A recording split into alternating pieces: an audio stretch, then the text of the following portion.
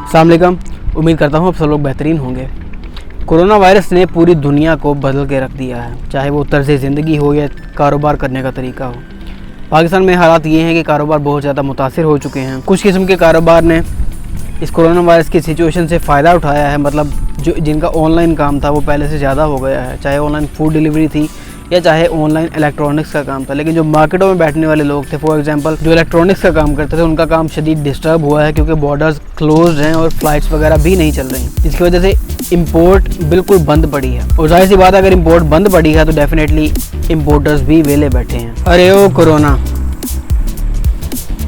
चले भी जाओ कि गुलशन का कारोबार चले।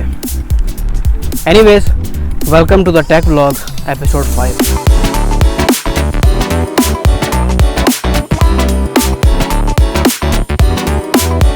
तो टेक व्लॉग एपिसोड 5 के दो हिस्से हैं। पहला है मोबाइल की रिपेयरिंग को लेकर और दूसरा है कि बड़ी बड़ी कंपनीज गुची, अरमानी, प्राडा या टेस्ला, एप्पल जैसी कंपनीज पाकिस्तान में क्यों नहीं आ पाती। तो मोबाइल रिपेयरिंग से शुरू करते हैं कि जब आप मोबाइल रिपेयर करवाते हैं उसके बाद क्या होता है और क्या क्या प्रिकॉशंस आपको यूज़ करनी चाहिए। फर्स्ट ऑफ ऑल तो कोशिश करें कि रिपेयर शुदा फ़ोन ख़रीदें ही ना, और अगर आपके फ़ोन में कोई छोटा मोटा फॉल्ट आ भी गया है तो इंतहाई ट्रस्टेड आदमी को वो फ़ोन रिपेयरिंग करने के लिए दें, क्योंकि जब आप फ़ोन रिपेयरिंग के लिए देते हैं तो डेफिनेटली उसके बाद उस मोबाइल की जो फिटिंग होती है वो वैसी नहीं रहती। मिसाल के तौर पर जिन मोबाइल्स का फ्रंट और बैक ग्लास से प्रोटेक्टेड होता है, उनका ग्लास या फ्रंट इंतहाई प्रिसीजन से मशीनों के जरिए एक स्पेशल किस्म की गम लगा के फिट किया जाता है। तो मोबाइल रिपेयरिंग वाला सबसे पहले आपके फ़ोन को खोलने की जब कोशिश करता है तो उससे हीट गन मार के उस सीलिंग को, उस प्रोटेक्शन की सील को जो ग्लास के चारों तरफ लगी होती है उसको रिमूव कर देता है। एक बार वो प्रोटेक्शन वाली गम उतर गई तो उसके बाद प्रोटेक्शन के लिए एटलीस्ट पाकिस्तान में किसी रिपेयरिंग वाले के पास वो वाली एग्जैक्ट गम मौजूद नहीं है जिससे आपका फ़ोन दोबारा उसी तरह से फिट हो सके। अगर आपके फ़ोन की बैक मेटल वाली है, आईफोन 7, 6s और 6 की तरह, तो सिंपली स्क्रूज वाला तरीका है कि स्क्रूज खोल के उसकी स्क्रीन को पुल अप किया जाता है। तो एक चीज़ तो क्लियर हो गई कि एक बार आपका फ़ोन खुल गया तो वो दोबारा अपनी परफेक्ट फिटिंग में नहीं आएगा। अगर आ भी गया तो ज़्यादा देर तक नहीं टिकेगा, क्योंकि ऐसी गम पाकिस्तान में मौजूद ही नहीं है जो मोबाइल कंपनीज अपने मोबाइल की प्रोडक्शन के लिए यूज़ करती हैं। अगली बात आती है मोबाइल के कोई स्पेसिफिक पार्ट को रिप्लेस करने की, बैटरी रिप्लेस करने की, माइक रिप्लेस करने की या इवन स्क्रीन को रिप्लेस करने की। तो बैटरी को रिप्लेस करते वक्त क्या होता है कि जब आप पुरानी बैटरी आपकी रिमूव की जाती है तो उसके नीचे गम लगी होती है जो बैटरी को और फ़ोन की बॉडी को या उसके बोर्ड को कनेक्ट करती है, जिससे बैटरी बार बार हिले ना। मतलब आपका फ़ोन आपके पॉकेट में है और फ़ोन आपका कॉन्स्टेंटली मूव कर रहा होता है, और ऐसे में अगर आपकी बैटरी बार बार हिलती रहे तो वो बैटरी शॉर्ट भी हो सकती है और वो बैटरी डेड भी हो सकती है। सो जब भी आप मोबाइल की बैटरी रिप्लेस करवाएं तो रिपेयरिंग वाले से ये बात लाजमी कहें कि भाई साहब, जो उसके नीचे बैटरी के नीचे जो टेप लगी होती है जो बैटरी को पकड़ करके रखती है ताकि बैटरी बार बार हिले ना, वो टेप लाजमी लगा दें। वैसे पाकिस्तान में लोकली रिपेयरिंग वाले डबल टेप का इस्तेमाल करते हैं ताकि वो बैटरी से चिपक जाए और बैटरी बार बार हिले ना। अब मेरा ये एक्सपीरियंस इसलिए हुआ कि मेरे आईफोन 7 की जो बैटरी थी वो लॉकडाउन के दिनों में गिरने के बाद वो बैटरी अपनी जगह से हिल गई। तो मेरे फ़ोन की कंडीशन ये थी कि मेरा फ़ोन टोटली बंद था, मार्केटें भी बंद थी और रिपेयरिंग वाले भी अवेलेबल नहीं थे और ना मोबाइल के पार्ट्स अवेलेबल थे। लिहाजा मैंने क्या किया, एक स्क्रू ड्राइवर का बंदोबस्त किया। अपने आईफोन 7 को मैं पहले भी खोल चुका हूँ खुद। तो स्क्रू ड्राइवर का बंदोबस्त करने के बाद अगली चीज़ थी बैटरी, क्योंकि मुझे उस वक्त आइडिया था, सिर्फ एक आइडिया था कि मे भी ये बैटरी का इशू भी हो सकता है। तो दोनों चीज़ों का बंदोबस्त करने के बाद जब मैंने अपने आईफोन को घर में लाके खोला तो खोलने के बाद पता चला कि जिस बंदे से मैंने बैटरी पहले रिप्लेस करवाई थी उस भाई साहब ने बैटरी के पीछे डबल टेप नहीं लगाए थे, जिसकी वजह से फ़ोन गिरा और मेरे मोबाइल की बैटरी हिल के उसका जो कनेक्टर था वो अपनी जगह से उतर चुका हुआ था। तो सिंपली मेरी बैटरी के पैसे भी बच गए। उस कनेक्टर को दोबारा कनेक्ट किया, लेकिन सीखा ये कि बाजार से जाके डबल टेप लेकर आया और बैटरी के नीचे डबल टेप लगाई ताकि ये अपनी जगह से दोबारा हिले ना, और फिर अपने आईफोन को बंद किया। जिससे ये सबक हासिल हुआ कि रिपेयरिंग वाले पे ट्रस्ट नहीं करना चाहिए।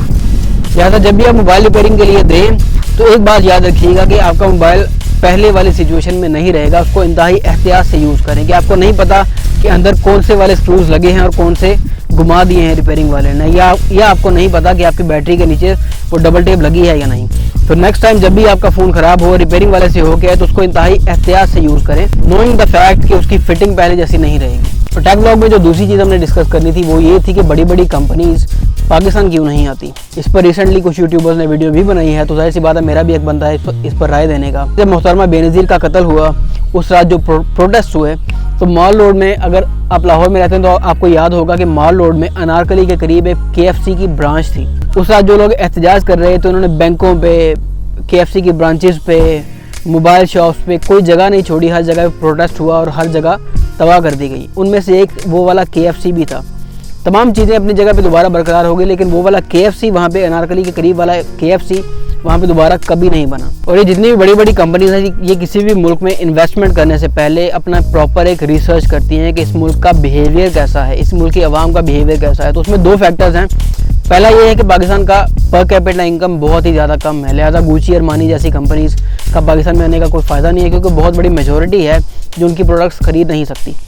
दूसरा इसका एस्पेक्ट ये है जो मैंने पहले बताया कि छोटा सा कोई सीन होता है तो हम कंपनी की माँ बहन एक कर देते हैं। जैसे कुछ अर्सा पहले हमने टेलीनॉर की माँ बहन एक की थी। तो कौन सी कंपनी का दिल चाहेगा कि एक मुल्क में जाके इतनी बड़ी इन्वेस्टमेंट करे, वहाँ पे बड़े बड़े शॉपिंग मॉल्स में अपनी आउटलेट्स बनाए, और मतलब मिलियंस ऑफ डॉलर्स की इन्वेस्टमेंट होती है वो। तो किस कंपनी का दिल चाहेगा कि उस इन्वेस्टमेंट को वेस्ट करे। तो टेस्ला जैसी कंपनी हो या चाहे एप्पल जैसी कंपनी हो, कि जब ये कंपनियाँ किसी मुल्क में इन्वेस्टमेंट करती हैं तो अपना पूरा इकोसिस्टम वहाँ पे लेकर जाती हैं। फॉर एग्जांपल टेस्ला एक इलेक्ट्रॉनिक कार की कंपनी है। मतलब जब वो किसी मुल्क में जाएगी तो डेफिनेटली उसको उसके बड़े शहरों में इलेक्ट्रॉनिक चार्जर्स भी लगाने पड़ेंगे अपनी कारों को चार्ज करने के लिए। और एप्पल को कंपेयर करें इससे, तो एप्पल भी अपना पूरा एक सेटअप लेके आती है, बड़े बड़े शॉपिंग मॉल्स में अपनी प्रॉपर ब्रांच बनाती है जहाँ पे उनके तमाम प्रोडक्ट्स पड़े होते हैं। तो जब ये कंपनीज पाकिस्तान आएगी, फॉर एग्जांपल अगर टेस्ला पाकिस्तान में आ भी जाती है तो टेस्ला बिलोंग करती है अमेरिका से।